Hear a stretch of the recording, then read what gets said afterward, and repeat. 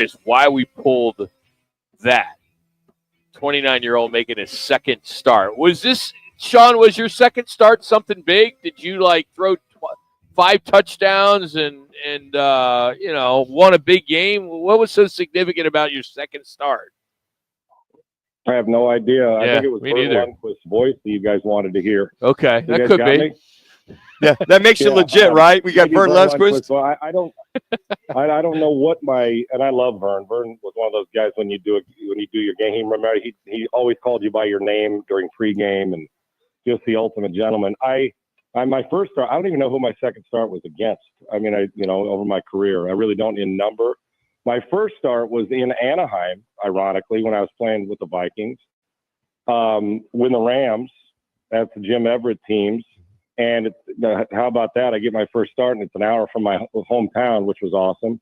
And we went in there, I think I was 23-35 or something, and we beat the Rams in Anaheim, and all family and friends were there. So my first start was memorable, and a bunch more. But I don't even know who I started the second game with. So I don't know. I think it's more Vern Lundquist's voice than my right arm, to be honest with you. It's interesting you bring that up about the Rams. Today, on this day back in '95, is the day the Rams announced they were leaving your town, Southern California, after 49 years and moving to St. Louis. It's hard to believe that even happened and that St. Louis couldn't keep them there.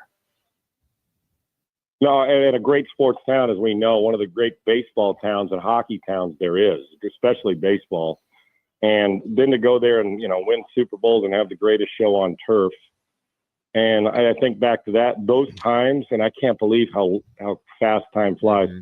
But the year Trent Green, the year they won the Super Bowl and Kurt Warner got the job. I don't think I've ever shared this. I'll make it quick, but I was there doing a feature for ESPN. I think it was on Oz Hakeem and Ricky Prohl and Ike Bruce and Torrey Holt for Sunday Countdown. So I was at the preseason game in a coat and tie doing it for ESPN and SportsCenter and all that. Well, in that game, the Chargers were playing the Rams, and Rodney Harrison, remember it was a preseason game. And during the preseason, Trent Green was like 28-32, and everybody talked about Super Bowl possibilities. And then Trent Green went down in that game. If you remember, Rodney Harrison had sacked him in the pocket. And it was in the St. Louis press box, it was dead silent. People were like, oh my gosh, it ruins our season. And the next day, that was when Dick Vermeil said, we'll rally around this guy, Kurt Warner. I called Mike Martz about 2 days later from ESPN and say, Mike, what are you guys going to do now? Because I can remember how, oh my gosh, we got this team. We don't have a quarterback. Mike told me, Sean, I don't know. We got this guy, he said, this guy, Kurt Warner. He said, he's pretty good, but we don't know much about him. But we're going to see, and we'll see about halftime. Well, halftime went the next game. He said, but I don't know what we're going to get. We'll see. And then a couple weeks later, I called Mike. He said, I think we got something. And lo and behold, the MVP of the league, Super Bowl champion, whatever it was, they went on, and the story of Kurt Warner goes on to the Hall of Fame. But I'll never forget that. And then losing those Cardinals, the St. Louis Rams back, obviously coming back to L.A., but I'll never forget that. But great sports town, and being a part of that moment was a bummer for Trent Green, but that was Kurt Warner's coming out party was that year. And Sean, just the ramifications of this team and let's do it for the city with the fires there in Southern California. And I'm sure you've got friends, just the devastation we're seeing there over in Southern California. For this team to keep their focus and rally, not get worn out or worn down, and to win that game against the Vikings was pretty phenomenal. I don't think a lot of people understand the emotions that go into a football game to rally around a subject, a town, or what have you. Do you feel they can keep those emotions and continue to carry that through going into Philadelphia? Yeah, and eventually it's going to come down where emotions, you still got to execute. And right. Minucci and Rock both know this. I mean, it's like anything. I'm a believer that motivation is temporary and discipline's permanent. So the motivation you have for whatever reason at any time, you still, when somebody punches you in the face, you got to respond to execution. Do I think they're capable? I do. I think they're dangerous, and I know they can throw it and move it. But you are so right. It's not even the physical of distraction of, okay, we were displaced, in the situation here. What's going on around us? We got to compartmentalize and stay focused. We have a job to do. And then happened to go to Arizona, and now they're going on the road across the country. And now it's awful, and it sucks for the reason this motivation's there, right? You're carrying the emotion. We all know somebody who knows somebody who's either around that or a part of it. not far from our campus when I was at USC. So friends that still live there, it's horrendous. We see it every day.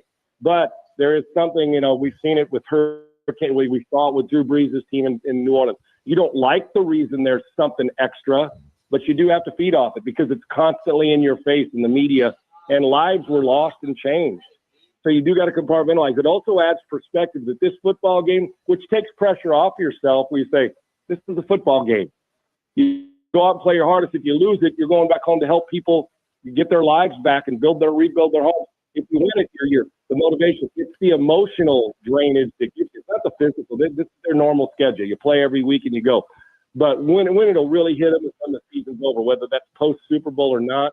And if they get to that far and win it, what a journey and joy it would be for them. We've seen it here in Houston with the Hurricane. We've seen it in New Orleans, and now with this. So it's a bummer the way they had to do it. But when it's all over, then the physical and emotional draining will get them. But that's what it is. And athletes, Denny Green used to always say to us, it doesn't matter if the team bus is late. It doesn't matter what happens. It doesn't matter if we don't get there on time to the city. It doesn't matter if you don't sleep. We still got to be able to put distractions, and this is a monster life-changing distraction, aside and focus on those 60 minutes in the preparation of football. And I think McVay and the Rams will do it because they've got some good veterans on the team. So, but the emotion will hit them when all of it's over, whether it ends this week or ends, post-February. We'll see. Sean Salisbury, Rockman News here on ESPN 620. All right, Notre Dame, Ohio State. Ohio State has looked dominant. 3 postseason opponents. They're beating them by an average of 20 points. You got Notre Dame there. Everyone's talking about them now. As you see this game, or as you get ready for this game, how do you see this unfolding on Monday? At the beginning of the year, I had Ohio State in this game. Minuch, I did. Now, as the playoffs went on, I picked Texas. They're here last week, and Ohio State took care of that. But at the beginning of the season, and then all that went on, I'm like, man, was it the right one? Losing to Michigan. But it's amazing how quick you can turn around. This is the most talented, gifted team in the country. And it's finally starting to look like we thought it would over the summer. Now, I know Ryan, think about this. This guy wins Ryan Day all the time, and because of the Michigan game or because of losing to somebody else, people talk about firing him, and all he does is win like 11 games. 2 minutes. Now, this looks like a team that's like an Urban Meyer team. They're physical. They run like hell. They're sideline to sideline. Their perimeter people and their running game is exceptional, always is. And now it seems like they're hitting, and Chip Kelly's in rhythm, and Will Howard's responding. So I think Notre Dame would have to play their best game of the year, and Notre Dame is playing lights-out football. This is the fastest Notre Dame team that I can remember in 30 years. They always were plotters. Now their speed is SEC speed. They're not just plotters with high grass. They can run. So I think it's going to be a hell of a football game. But I think when all is said and done, go back and forth. Coaching, Freeman's great. Ryan Day's had a hell of a run.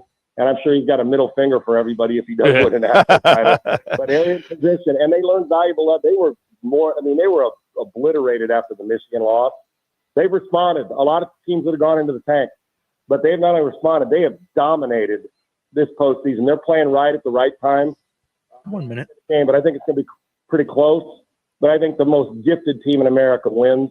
But if Notre Dame wins, there's not a soul that should be shocked because they're well coached. Give me Ohio State in a close one.